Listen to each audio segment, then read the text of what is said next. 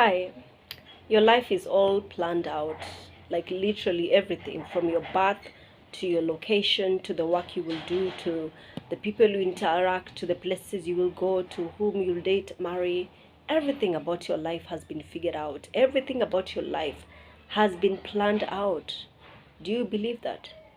Think about it. Look at the prophecy of Jesus. His life was entirely prophesied from where he will be born. That's in Bethlehem. From, the lineage will come from David's King David's lineage, and that was not just about Jesus. It's about each one of us. David confirms it in the book of Psalms. If you read Psalms chapter 139, verse 16, it says, "Your eyes saw my unformed body. All the days ordained for me were written in your book before one of them came to be." God knew you before you were even formed in your womb. And when God knows you, He just doesn't know your name. He just doesn't know your parents. He knows everything about you. He knows which country you'll be born, which town, by which parents, which work you will do, which career course you will take, you know, the person that you're supposed to end up with. God has all these details in His hands. And today I'm here to encourage you to submit yourself to God's sovereign plan for your life. Because you see, in life we have God's sovereign will and then we have the permissive will. I want you to take this, for example, with an Uber ride. Maybe you have booked an Uber, you're heading to a particular destination. The Uber obviously has displayed the route or the direction for you to take. It has indicated the time. Maybe the journey will take you about 25 minutes. And you start your ride and you're heading there well. And then it reaches a point you decide to make a detour. Maybe it says take the right turn. You decide to take the left turn. What happens with the Uber app? It will automatically reroute you. Yes, you'll use another route, but it may be different this time. The journey may be longer, or the journey could be shorter, but you could experience traffic which will delay your journey. That's how it is with God most of the times. God has a sovereign will. That is the will that He has intended us. He has intended for us to walk through. Maybe it's a career. God has this particular career for you that He wants you to pursue, or a certain job. God has this laid out for you. But then you decide to choose another career path. So what happens with that? You are automatically rerouted, right? God will reroute you to the destination. Yes, it's a different path because you have made a detour, but if you still, remain in God, even while in that detour, God will be able to reroute you. If you go back to God, God will be able to reroute you. Yes, it may take longer because the route has changed. The journey may be longer. It may be more difficult. But if you submit to Him, He's gonna reroute you back. But the best plan has always been to take God's sovereign will plan. That is usually the best. You see, even with Uber apps, they try to give you the best route at that particular time, maybe based on traffic and other things. And of course, God operates bigger and better than Uber. So God's plan is always bigger, is always better, is usually the best for you than the plan that you would have for yourself. You might think that you're taking a shorter plan, but you're taking a shorter plan that has traffic. You're gonna face some traffics on the way, or it has many bumps, that will move you out of your seat sometimes, make you scream sometimes, you know. But essentially, I would encourage us to follow God's sovereign will because that is best for us. I remember, growing up, I wanted to be a neurosurgeon. And of course, this was inspired by reading Ben Cancel's book, Think Big. Whoever read that book wanted to be a surgeon. And I read it when I was in primary school and I was so inspired. And what motivated me to actually be a doctor also was something else. I used to watch Nigerian movies growing up, and those ones that had witchcraft and stuff. So you'll watch a scene where a woman is giving birth, and then because of some witchcraft powers, the woman is not able to give birth. Like that, birth process becomes delayed. And so I will tell myself, if I was the doctor, the OB-GYN, the surgeon at this particular time, I will intercede for that person, like right there and then. I'll be like, Lord, we denounce this witchcraft, whatever it is delaying this, birth process, let it end in Jesus' name, let the woman give birth. That was my motivation, that I'll become a surgeon, I'll operate on people. And whenever there was a challenge, whenever there will be a challenge, I'll be able to intercede for them, right? It was a good motivation, right? But that was not the plan of God for my life, as much as it had a good motivation and all. But that's what I wanted to do. And I worked hard in school. I excelled in my academics, in my sciences, because that was what I was, looking forward to. And then come high school and Form 2, God tells me that, you know what, I've actually called you into journalism and not medicine. And I was, oh goodness, I don't want to use some words, but let me say I was disappointed.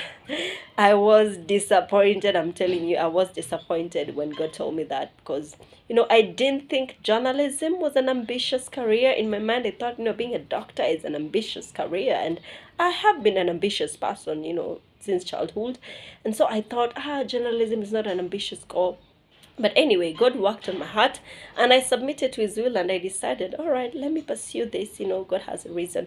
And I pursued it. And I went from high school, I went to college, I was accepted. And, God made the process easy for me. For most people, even, to the college that I went, it will take 2 or 3 attempts for them to get in. But I only just tried once, and I got in. And I excelled during my college years. And after that I started working and things like that. And during that period, people could see my gifts and talents, and they were like, wow, you're talented in this, in the media space and that. And so I'll remember times, and I wanted to be a doctor. Yeah, come to think of it, right now I can't even stand, I don't like medicine, I don't like hospitals, blood. So I'm even wondering, what type of a doctor will I have made? Anyway, so that is just to show that God usually has the best plan. Like for me, in terms of my career, God knew that He wanted me, His sovereign will was for me to pursue journalism, and I enjoyed it. And I discovered, God had put those abilities in me to be able to excel in that career, because at the end of the day, He is our creator. He knows what He has put inside of us. So why do we try to fight God? Why do we try to fight God? God tells us, do this, you think you know best, and then God lets you, so you go. And then what happens? Because there's what we call the permissive will of God. So with the permissive will of God, it's different with the sovereign will of God.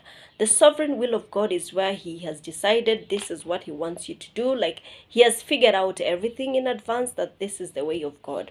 But then there's also the permissive will. This is where He lets you. He lets you. Not because that was His original intention, but He just lets you do it because you've insisted, or you become too stubborn.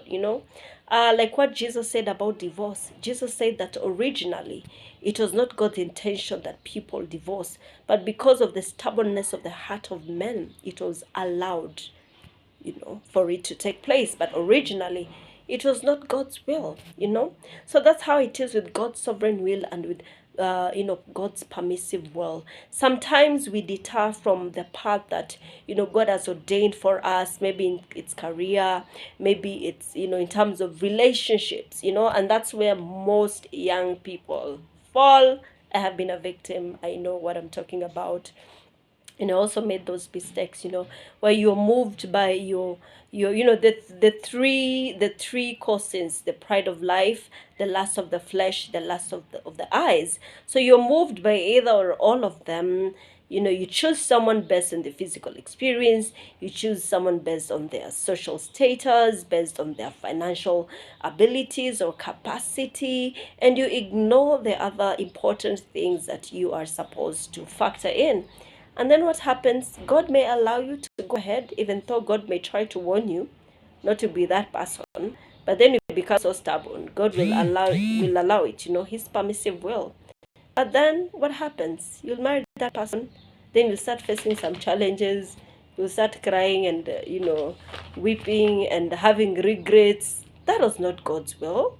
It was your doing, and that's why you're experiencing whatever you're experiencing. It was not the will of God for you to experience those tragedies or the problems or the challenges you're going through. But because you insisted on your own way, God cannot force His will on you. He let you, and now you're going through it. But even when you're going through it, God is still with you. God is encouraging you. God is motivating you. I'd like to tell you, if you're in that position, just remain in God. Just hold on to God and let God redirect you. Let God redirect you to the path that He wants for you. Let God take you back to that initial plan, or reroute your path to where He wants you to go, so that you don't miss out on your destiny. Of course, this time there are costs that you'll have to pay. It might cost you a longer period to reach where you're supposed to go. You might miss out on some experiences that you were supposed to experience. But at the end of the day, if you submit yourself to God, He will, it could be slowly, but surely He will take you where you're supposed to go. How our lives have been engineered by God. Sometimes you make decisions that are not in the according to God's will. Maybe you choose a different career path, you marry a different person. Doesn't mean they're bad people, but they're just not right for you. Maybe based on the destiny that God had for you. So what happens? Yes, God will reroute you. You may still be able to serve your purpose, but it can be in a limited way. It may not be in the grand scheme of things the way it was supposed to happen. Let me give you an example. Maybe, a woman is faced with two choices, of suitors. Maybe the first one is a doctor, he's financially stable, he's okay, he's a good guy. He may not be, strong spiritually, but he may just be a good guy. Then there's also another good guy. He's a Christian, he's godly, he's very, strong spiritually. He's a man who is following after God's own heart, but he may not be financially there. You know what I'm talking about? He may not be financially there. And then you're faced with these two choices. And then maybe due to the lust of flesh, pride of life, lust of the eyes, you decide to go with the one who is financially capable, because everyone wants such things. So you decide, let me go with this. So you go with a rich person, yeah? You guys have a good life, yeah? You're enjoying life, he's taking care of you. Everything is sorted, life is flowing. But that's all. That's all for you. Now, look at this other scenario. You marry this other guy. He may not be rich. He may not be there yet, but with God's time he will. But at this time he may not be there yet. But he's somebody who you're spiritually compatible with. This is someone whom God has ordained that the two of you will serve him. Maybe there's a ministry that God will call the two of you together at some point. Like, this is God's sovereign will for your life. So you marry this person, and then what happens? You marry this person, then at some point God gives the two of you a ministry, you do together. You start impacting the lives of so many people and touching lives around the world. So what is the difference between the two cases? The difference is that the first case of the rich guy, yes, you're having a good life, but you're not fulfilling your purpose in that marriage. Well, in this other marriage, of course, you may not have everything. You may not take the first what is it called, you may not be on the first ticket, in the plane and stuff. But what happens? You're fulfilling your purpose. You get the difference, right? So we need to submit ourselves to God's will. And I'm not saying that God's will always be the poor one, will always be the bad one. That's not usually the case. But what I've come to realize most of the time with God's will is that it comes in different packages, right? You're praying for a certain type of person, and God will give you that person, but he may not give you in the package that you expected. And it does not mean that that person will never have some of the things that you want. They will come at some point. If you've listened to the testimony of these Nigerian preachers, the time that you want to remember something, that's the time things escape you. Yeah. Okay. It's a Nigerian couple. They preach. I'm sure you've heard. They talk about marriage a lot. When I remember, I will share that. Yeah. So theirs is the same kind of a story, that the lady met the guy who is a pastor, and he was broke at that time, and she was engaged to a rich doctor who was living in the UK.